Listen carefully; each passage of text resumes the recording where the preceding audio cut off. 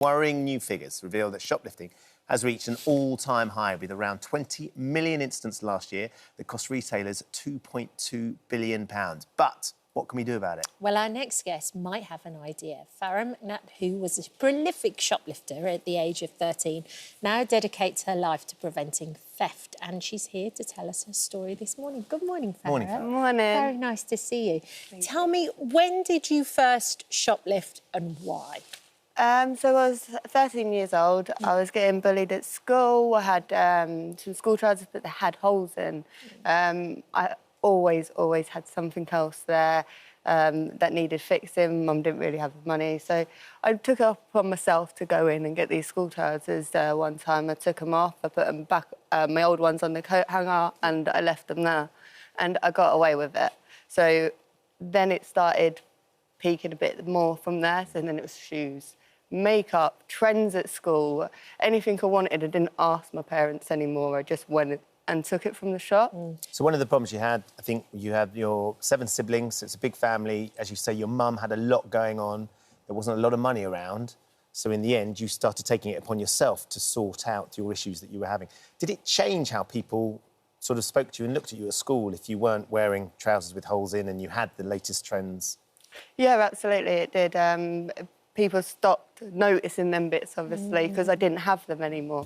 So I wasn't getting bullied there anymore for these type of things. And that felt good, I suppose. And the more I got away with it, the more I started doing it. And then the older generation, my friends, who I thought were my friends at the time, 19, 20-year-olds, and they would send me in the shop because I wouldn't get in trouble because I'm underage and all that. And the stores don't mind because they've got insurance. They pay for these goods. So these are the sort of things that you get told from the older generation. Yeah.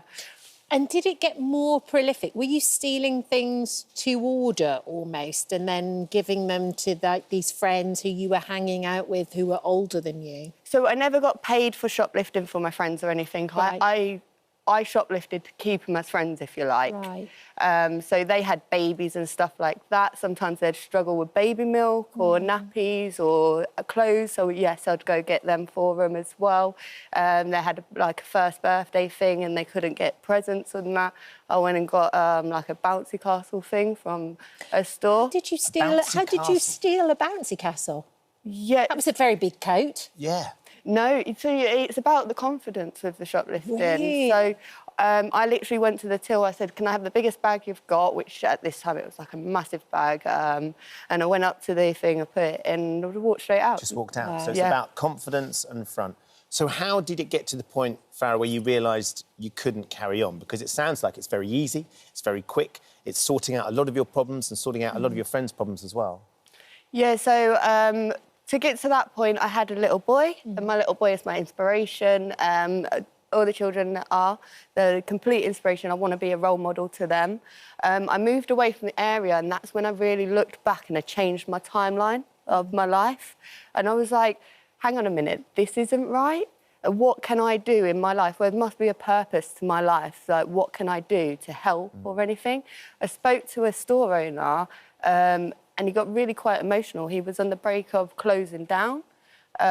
He basically said, look, if I close down, I've got staff members here, they're going to lose their houses. And he was closing because people were shoplifting so much money. So the idea that shoplifting is victimless just isn't the case at all. Oh, absolutely not. So the way I got told it, that they're victimless, they claim off your insurance. I said to him, but you claim off your insurance.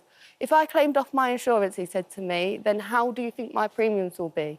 It will cost me a fortune. He said, I can't claim off my insurance for a Mars bar, and if everyone comes in and steals this, and you know, it's not just about that, because it's mainly alcohol, cheese and meat that is stolen, and that's the high-value items. And it was having your son, Bradley, Yeah. when you were younger, he was kind of the catalyst for the change, if you will. But then how did you implicate this? How did you come up with this idea to try and help? It was kind of a crazy journey. So I went, I looked at the statistics, I spoke to the police as well, and I said, like, this is 2014 now. Yeah. And I'm like, 3.3 million thefts go unreported. Why do they go unreported? So and then it got me thinking. I got a bit of research there, and I thought, Do you know why they're going unreported? Because they're reporting, the store, was reporting to the police and nothing was being done. So even myself, I'll get reported to the police, the CCTV would get overwiped or just nothing will be done. It wouldn't be in the interests of the public. And that seemed to be a massive problem. And this is when they started bringing in the limit of the £200 as well at 2014. So, like I said, I spoke to store owners. I went to the Prince's Trust in 2015. Did they trust you straight away? Yeah. Did they? Because I suppose because they desperately need help in that way. So what do you help them with then, Farrah? How do you help the store owners protect what it is they're trying to sell and protect their businesses? So we do prevention plans. So we put warning signs in there to let everyone know that what's going to happen if you do steal from inside the store. We put audio warning announcements. We do public appeals as well. And then on the other side of that, because violence is becoming so progressive with it as well, we do body-worn cameras.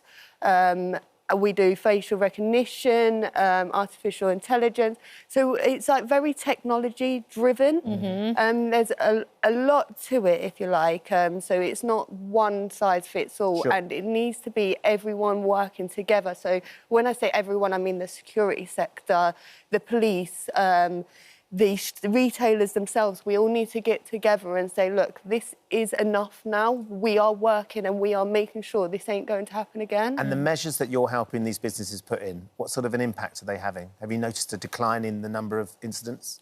Yeah, so every single member of ours has had a reduction within the first 6 months of joining. Wow. Yeah, it really is amazing. So when you implement this practice, Yeah. this system, you can make a difference. Yeah, and it's not just that. We work with family-run businesses. They work hard.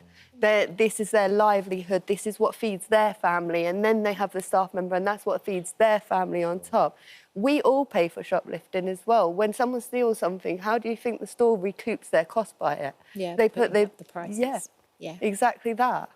Farrah, thank you so much for joining us and sharing your story. Thank you. It's brilliant how you've turned things around, and the difference clearly you are making to those businesses is tangible as well, which is just great. Brilliant. Thank you. Oh, hello. Thank you so much. Thank you for visiting our This Morning YouTube channel. We upload tons of new content every single day. So hit the subscribe button, like all the videos, and don't miss out. We'll see you in the morning.